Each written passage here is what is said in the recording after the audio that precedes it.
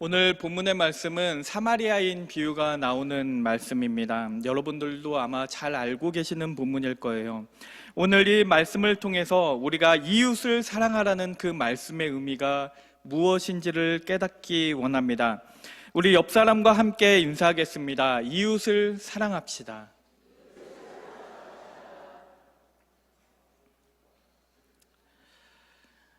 여러분들은 누구에게 도움을 주거나 아니면 도움을 받아본 적이 있으십니까? 아마도 한 번쯤은 다들 그런 경험이 있으실 거예요. 어려운 사람이 있어서 도와본 적도 있을 것이고, 그 도움이 필요해서 도움을 요청해 그 도움을 경험한 적도 있으실 겁니다. 우리가 별다른 문제가 없는 평소에는 꼭 도움을 받아야 되는 것은 아니지만, 우리에게는 때로는 문제가 생기고 이 세상은 그렇게 단순하지 않고 복잡하기 때문에 반드시 누군가의 도움을 받아야 될 때가 생기기도 합니다. 이러한 순간들이 오면 내가 그 사람의 도움이 없이는 이 문제를 해결할 수 없었다는 것을 인정할 수밖에 없기 때문에 우리가 그 사실들을 통해서 우리의 연약함을 깨닫기도 합니다. 오늘 이 본문 말씀인 사마리아인 비유가 나오는 이 말씀도 우리의 연약함을 깨닫게 하시는 말씀입니다. 이 사마리아인 비유는 이 예수님과 율법교사라는 큰 틀 안에서 들어가 있는 작은 비유입니다. 마치 액자 안에 그림이 들어가 있는 것처럼 그런 형식으로 돼 있어요.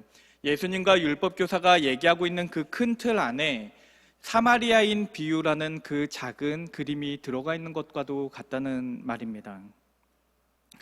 그러니까 이 사마리아인 비유만 볼 수는 없는 일이고, 반드시 우리가 이 사마리아인 비유가 어떤 것을 얘기하고 있는 것인지를 이해하기 위해서는 반드시 그 큰 틀 안에서 이 말씀이 어떤 의도로 쓰였는지를 우리가 알 필요가 있다는 것입니다. 먼저 예수님과 이 율법교사의 대화는 율법교사가 예수님께 질문을 던지는 것으로 시작합니다. 그 질문이 무엇이었냐면은, 선생님, 내가 어떻게 하면, 내가 무엇을 하면 영생을 얻을 수 있습니까? 라는 질문이었습니다. 선생님이라고 말을 했으니까 매우 이 질문이 굉장히 정중한 질문처럼 보이지만, 누가복음의 이 누가는 이 말씀을 기록할 때 이 율법사가 예수님을 시험하기 위해 그렇게 질문했다고 기록을 하고 있습니다. 그러니까 이 율법사가 예수님께 질문을 한 이유는 정말로 그것을 알고 싶어서, 정말로 어떻게 영생을 얻는지를 알고 싶어서 질문한 것이 아니라 예수님을 시험하고 싶었던 것입니다. 그리고 예수님께서는 당시 통상 랍비들이 하던 것처럼 다시 그 질문한 사람에게 다시 되묻습니다. 너는 어떻게 이해하고 있느냐? 율법에서는 뭐라고 하느냐? 율법교사가 대답하기를 27절 말씀입니다. 오늘 27절 말씀인데 27절 말씀에서 이렇게 말씀하십니다. 대답하여 이르되 내 마음을 다하며 목숨을 다하며 힘을 다하며 뜻을 다하여 주 너의 하나님을 사랑하고 또한 내 이웃을 내 자신같이 사랑하라 하였나이다. 이렇게 율법교사가 대답을 하니까 예수님께서 그 말이 옳다고 하셨어요. 거기에 대해서 반대하지 않으셨어요. 율법교사가 하나님을 사랑하고 내 이웃을 사랑하는 것이 이 율법에서 말하고 있는 영생을 얻는 길입니다라고 얘기했더니 그 말이 옳으니까 그대로 행하라고 하셨어요. 그런데 이 율법교사가 예수님께서 옳다고 말했음에도 불구하고 그냥 가지를 않습니다. 이 29절 말씀을 보면 자기를 옳게 보이려고 라고 기록되어 있으니까 아마도 자기가 예수님보다 더 잘 알고 있는 것을 보여주고 싶어 했던 것일지 모르고 자기가 예수님보다 더 뛰어난 것을 보여주려고 했을지도 모르겠어요. 그래서 한 가지를 더 질문합니다. 그러면 내 이웃이 누구니까? 그리고 이때 율법사에게 대답하셨던 말씀이 우리가 잘 알고 있는 그 유명한 사마리아인 비유입니다. 비유의 내용은 이렇습니다. 어떤 사람이 길을 가다가 강도를 만났는데 그 강도들이 그 사람을 때려서 죽을 때까지 때려서 길에 내버려 두고 갔습니다. 그런데 마침 우연히 한 제사장이 지나가다가 그 사람을 보았는데 그 사람을 돕지 않고 그냥 피하여 지나갔습니다. 왜 지나갔는지는 알 수 없어요. 그러나 추측하건대 아마도 레위기를 보고 또 제사장 율법에 따르면 죽은 시체를 만지는 것은 그 당시 율법에 부정한 것을 만지는 것이었기 때문에 그래서 그냥 지나갔던 것 같아요. 그리고 그 다음엔 레위인이 등장을 합니다. 그리고 레위인이 그 죽어가는 사람을 보고 지나갔다라고 되어 있어요. 제사장처럼 율법으로 금지된 것은 아니었지만 아마도 레위인에게도 시체를 만지는 것은 꺼려지는 일이었기 때문이었을 것입니다. 그런데 마지막으로 한 사마리아인이 여행을 하다가 강도당한 사람을 발견하게 되고 그 사마리아인이 죽어가던 사람을 돌보았기 때문에, 그 사람을 도와주었기 때문에 그 사람이 살 수 있었습니다.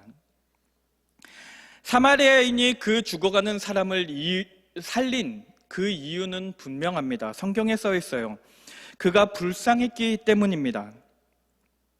제사장과 레위인이 지나간 이유는 써져 있지 않아요. 왜 그들이 그냥 지나갔는지 모릅니다. 그렇지만 성경에서 분명히 그 사마리아인이 그 사람을 살린 이유는 그가 불쌍히 보였기 때문입니다. 그 사람은 죽어가던 사람을 불쌍하게 여겼고 그래서 큰 값을 치러서 그를 살려냅니다. 그는 여행을 하던 중이었지만 잠시 그 여행을 멈추고 자기의 기름과 포도주를 내어서 그 사람의 상처를 치료하고 자기 짐승에 그 사람을 태워 주막으로 데려가 그 주막 주인에게 2데나리온을 주어 치료하게 하였고, 만약에 이 치료를 하는 과정에서 더 추가 비용이 발생하면 자기가 그것도 다 부담하겠다라고 말하였습니다. 만일 이 사마리아인이 죽어가던 사람을 불쌍히 여기지 않았더라면 그 강도당한 사람은 틀림없이 길에서 죽었을 것입니다. 그리고 이 비유를 마치신 후에 예수님께서 36절에 보면 율법사에게 물으십니다. 내 생각에는 이 세 사람 중에 누가 강도 만난 자의 이웃이 되겠느냐? 그러자 37절에서 율법사가 대답하기를 자비를 베푼 자니이다. 그리고 예수님께서는 가서 너도 이와 같이 하라라고 말씀하시면서 이 이야기가 끝이 납니다. 오늘 이 이야기는 여러분들이 너무나 잘 알고 있는 말씀입니다. 아마도 사마리아인 비유를 모르시는 분은 별로 없을 거예요. 그리고 그 비유가 주는 교훈이 무엇인지를 모르시는 분들도 별로 없을 겁니다. 이 말씀이 주는 교훈은 분명합니다.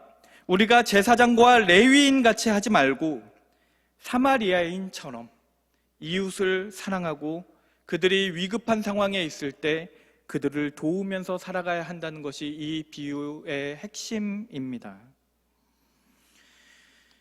그런데 이 말씀을 이 율법교사와 예수님과의 대화라는 그 큰 틀 안에서 보면 이 말씀을 해석하는 것이 그렇게 쉽지 않습니다. 분명히 이 사마리아인 비유는 사마리아인처럼 살아가야 한다고 말씀하시는 것이 분명하지만 이 율법교사와의 대화 안에서 이 말씀을 읽어보면 마치 율법교사가 한 질문에 대해서 예수님이 엉뚱한 답을 하고 계시는 것처럼 보인다는 말입니다. 율법교사는 처음에 이렇게 질문을 했습니다. 내가 어떻게 영생을 얻을 수 있겠습니까? 그러자 예수님께서 그 율법에 뭐라고 말을 하냐 그랬고 하나님을 사랑하고 이웃을 사랑하면 너가 살리라라고 말씀하셨습니다. 그러니까 정말로 하나님을 사랑하고 내 이웃을 사랑하기만 하면 내가 영생을 얻을 수 있다면, 그렇다면 도대체 내 이웃이 누구입니까? 라고 물어봤어요.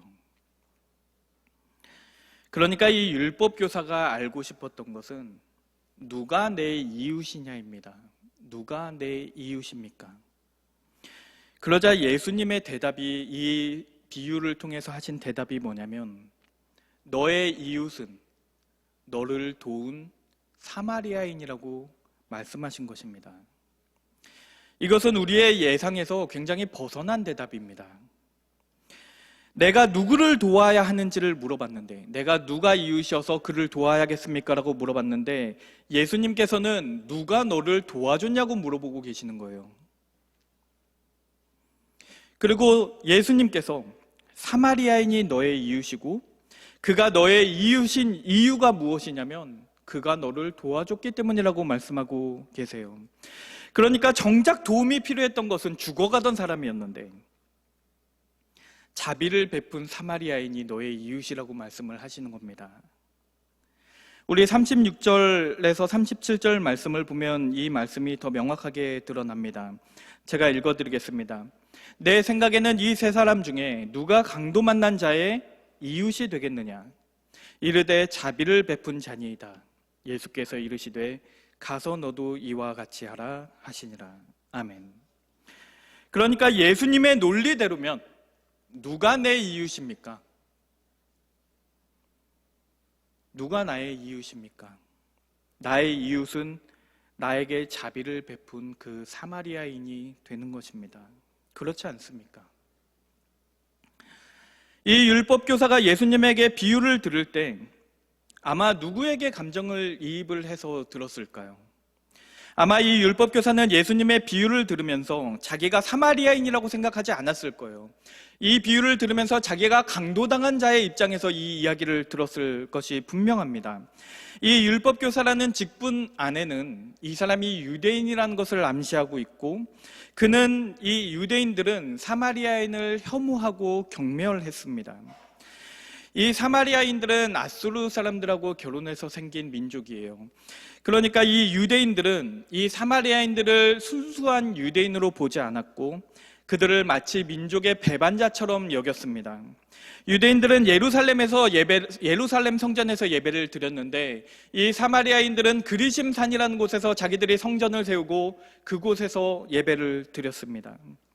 그러니까 유대인들, 특히 율법을 중요하게 생각했던 이런 율법교사와 같은 사람들이 볼 때는 이 사마리아인은 민족의 배반자일 뿐만 아니라 마치 이단과도 같은 사람들이었다는 것입니다.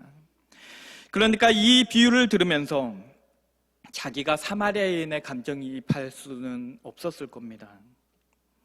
오히려 자기가 강도당한 사람의 입장에서 내 이웃은 나를 도와줬던 그 사마리아인이 내 이웃이구나라고 깨달았을 거예요. 그러면 여기서 문제가 발생합니다. 내 이웃은 나를 도와준 사람이 내 이웃이 되는 것이라서 그렇습니다. 내 이웃은 나를 도와준 사마리아인. 만일 우리가 말씀을 이렇게 이해하면 이웃을 사랑하는 것이 그렇게 어려운 일이 아닙니다. 내가 죽어갈 때 나를 도와준 사람이 내 이웃이라면 그 사람의 인종이나 신분이 무엇이든지 상관없이 그 사람을 사랑하는 것이 무엇이 어렵겠습니까? 누구나 할 수 있는 일이고 심지어 믿지 않는 사람들도 그렇게 합니다. 내가 죽어갈 때 나를 살려준 사람이 있다면 내가 어떻게 그를 이웃이 아니라고 말할 수 있겠습니까? 당연히 그가 내 이웃일 겁니다.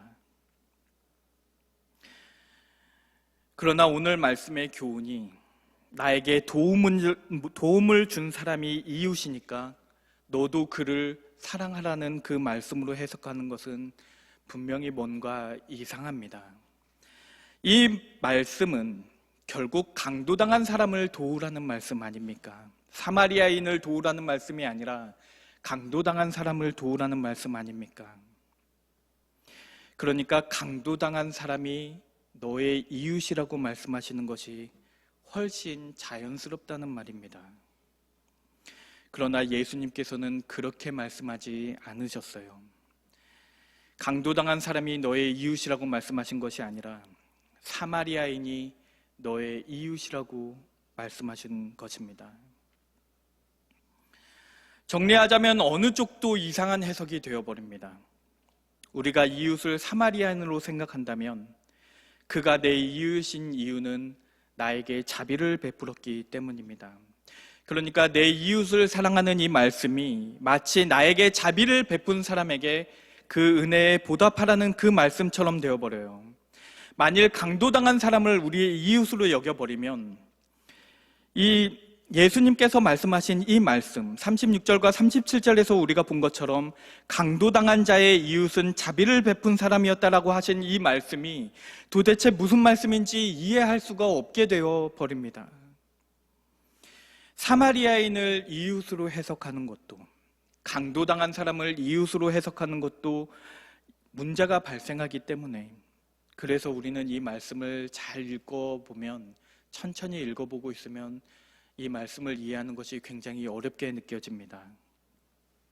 그래서 어떤 학자들은, 성경을 연구하는 그 신학자들은 이 율법교사와 예수님이 했던 대화와 이 사마리아인 비유는 사실 별개의 이야기인데, 사실 함께 있으면 안 되는 이야기인데, 후대에 이 사람들이 누가복음을 정리하면서 실수해서 잘 알지 못하는 사람들이 이웃사랑이라는 두 다른 이야기지만 둘 다 이웃사랑이라는 주제를 다루고 있으니까 이 주제를 함께 섞어 놓았고, 그래서 어떤 문제들이 발생했다라고 주장을 하기도 합니다. 그런데 저는 그렇게 생각하지 않습니다. 우리가 성경은 하나님의 감동하심으로 쓰여졌다는 것을 우리가 믿기 때문이기도 하고, 예수님께서 여기에서 비유를 사용하셨기 때문입니다. 저는 분명히 예수님께서 비유를 사용하신 데에는 어떤 목적이 있었을 것이라고 믿습니다. 이 성경에 보면 예수님께서 비유를 사용하실 때에는 여러 가지 이유가 있습니다. 때로는 우리를 가르치시고 우리의 이해를 돕기 위해서, 더 잘 이해가 되기 위해서 비유를 사용하기도 하시지만, 때로는 그 의미를 숨기기 위해서 비유를 사용하기도 하십니다. 이 마태복음 13장에 보면 이 비유에 대해서 굉장히 자세히 설명하고 있는데, 이 말씀을 보면 예수님께서 비유로 말씀하시는 이유는 천국의 비밀을 아는 것이 너희에게는 허락되었으나 그들에게는, 마음이 완악한 자들에게는 허락되지 않았기 때문이라고 말씀하셨어요. 그러니까 누군가에게는 비유의 의미를 깨닫게 하시고 누군가에게는 그 비유의 의미를 숨기시기 위해서, 그래서 비유를 사용하신다는 말입니다. 만일 비유가 우리에게 깨달음을 주시기 위한 것이라면, 그 비유가 어렵다고 해서, 우리의 이해가 잘 안 간다고 해서 우리에게 주시는 메시지가 없는 것이 아닙니다. 우리가 이해하기 어렵다고 해서 예수님께서 잘못된 대답을 하신 것도 아닙니다. 예수님께서는 이 율법교사가 질문한 것을 이해하지 못하신 것이 아니에요. 무엇을 물어보는 건지 정확하게 이해하셨습니다. 예수님께서는 그 질문에 대해서 잘못된 대답을 하신 것이 아니라 우문현답을 하신 겁니다.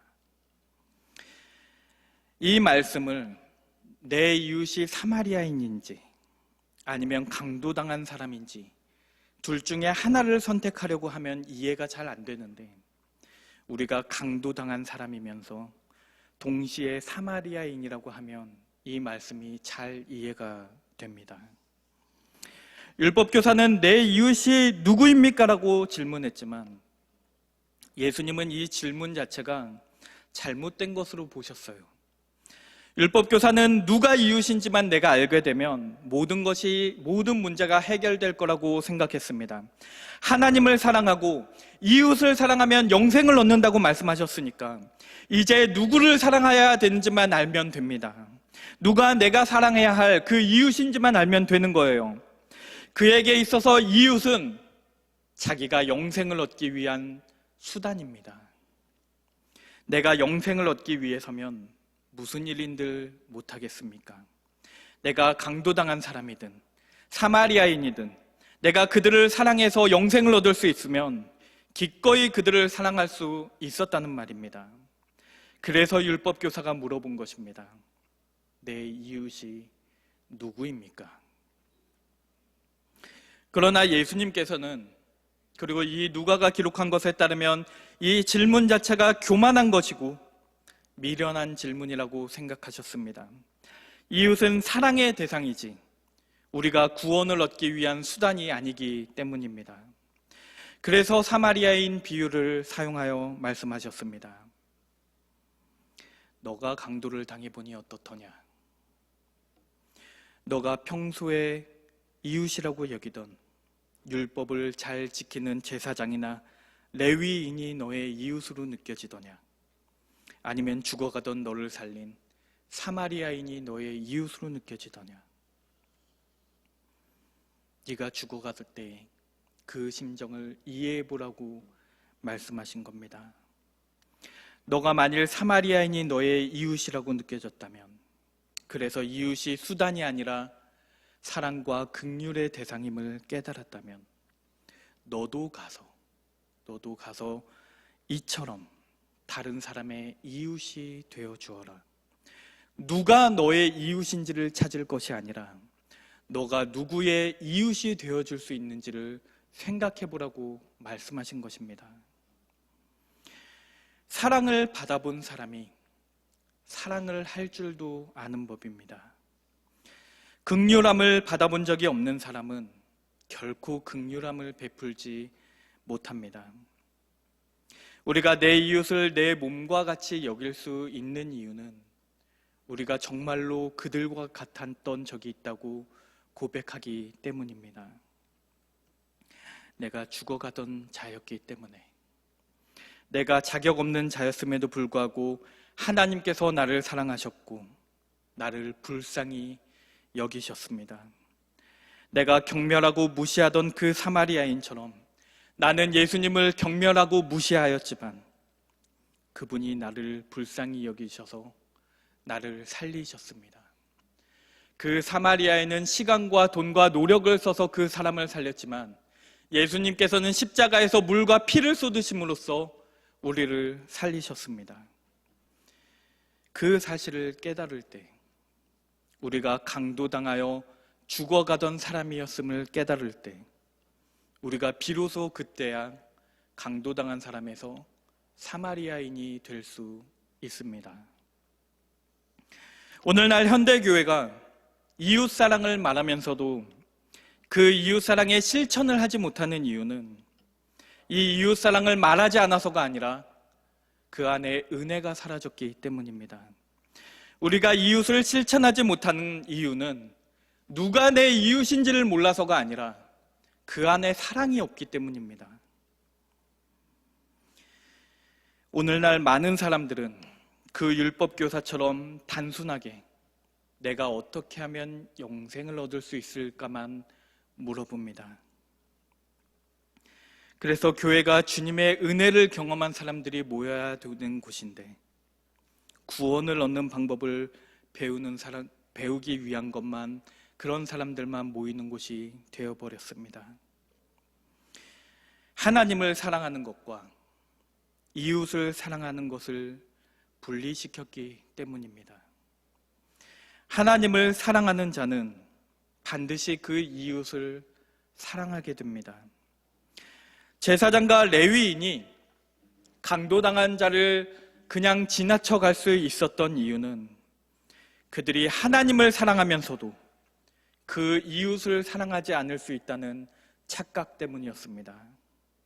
그들에게는 하나님을 사랑하는 것만 중요했고 이웃을 사랑하는 것은 우리가 하나님을 사랑하는 것만 중요하기 때문에 거기에서 그냥 파생되는, 내가 해도 되고 안 해도 되는, 내 영생과는 아무 상관이 없는 문제라고 생각했기 때문에 그들은 죽어가던 그 사람을 그냥 지나쳐갈 수 있었던 것입니다.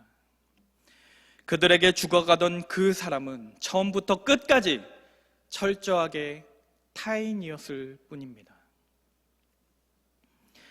그런데 예수님은 하나님을 사랑하는 것과 이웃을 사랑하는 것을 별개로 생각하지 않으셨습니다. 예수님이 보실 때 그 둘은 결국 같은 것이었어요. 십계명의 왼쪽 돌판에는 하나님을 사랑하라는 내용이 쓰여져 있고 오른쪽 돌판에는 이웃을 사랑하라는 말씀이 써져 있는데 이 두 돌판이 다른 돌판이 아니라 하나의 십계명을 이룬다는 말씀입니다. 하나님을 사랑하고 이웃을 사랑하는 그 율법의 완성은 언제 완성되냐면 내가 예수님을 구주로 믿고 그 앞에 무릎을 꿇으며 내가 죽어가던 사람이었습니다. 내가 죽어가던 사람이었는데 주님께서 나를 살리셨습니다라고 고백할 때 그때 그 율법이 완성된다는 말입니다. 그래서 율법을 완성하셨던 예수님께서는 세리와 장녀 그리고 죄인들을 긍휼히 여기셨고 그들과 함께 하셨습니다. 예수님은 내가 어떻게 영생을 얻을 수 있습니까? 라고 물어봤을 때 내 하나님을 사랑하고 내 이웃을 사랑하라고 말씀하셨습니다. 그리고 그 말씀의 본질을 이해하지 못했던 그 율법교사가 그러면 도대체 내 이웃이 누구입니까? 라고 물어봤을 때 예수님은 사마리아인 비유를 하심으로써 너가 먼저 체험해보니 어떻더냐? 너가 강도를 당하여 죽어갔대 누가 너의 이웃이더냐라고 반문하심으로써 네가 먼저 하나님의 은혜를 체험해야 한다. 너가 하나님의 은혜를 체험하면 누가 나의 이웃인지를 아는 것이 중요한 게 아니라 내가 받은 이 은혜를 어떻게 다른 사람에게 베풀 수 있을지를 생각하게 된다는 말입니다. 결국에 결론은 같습니다. 우리가 사마리아인처럼 살라는 말씀이에요. 그러나 우리가 사마리아인처럼 살기 위해서는 우리가 먼저 강도당한 자였음을 깨달아야만 합니다. 레위기 19장 34절에서 이렇게 말씀하십니다. 너희와 함께 있는 거류민을 너희 중에서 나은 자같이 여기며 자기같이 너희의 몸과 같이 사랑하라. 너희도 애굽 땅에서 거류민이 되었었느니라. 나는 너희의 하나님 여호와이니라. 아멘. 그러니까 너희가 그 애굽 땅에 있었어요. 너희가 그 애굽 땅에서 거류민이었고 너희가 그 애굽 땅에서 은혜를 경험했다면 네가 그 받았던 은혜를 기억하고 너도 내 이웃을 내 몸과 같이 사랑하라는 말씀입니다. 오늘 여러분들은 하나님의 은혜를 경험하셨습니까? 여러분들이 그 길에서 죽어가던 사람이었음을 고백하십니까? 만일 여러분이 그 은혜를 체험했다면 이제는 사마리아인이 되십시오. 내 이웃을 내 몸과 같이 사랑하시기 바랍니다. 우리는 흔히 내 처지에 누구를 도와주라고 말하지만 오늘 말씀이 우리에게 하시는 말씀은 진실로 너가 너의 처지를 안다면 너가 그들에게 가서 이웃이 되어주라고 말씀하시는 것입니다. 예수님은 우리를 죽기까지 사랑하셨습니다. 우리가 어떻게 예수님을 흉내낼 수 있겠습니까? 예수님이 우리의 사랑의 모범이 되시는 분이시라면 우리는 감히 흉내조차 낼 수 없을 것입니다.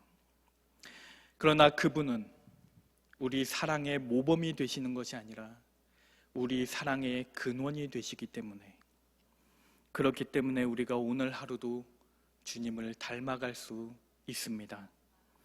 오늘 강도당한 자로서 하나님의 은혜를 체험하시고 사마리아인으로서 하나님의 은혜를 베푸며 살아가시는 새하늘교회 성도님들 되시기를 주의 이름으로 축원합니다. 기도하겠습니다. 사랑하는 자들아, 우리가 서로 사랑하자. 사랑은 하나님께 속한 것이니 사랑하는 자마다 하나님께로 나서 하나님을 아느니라. 아멘. 사랑과 은혜가 풍성하신 하나님 아버지, 우리는 강도 만난 자와 같아서 주님의 긍휼함 없이는 살아갈 수가 없습니다.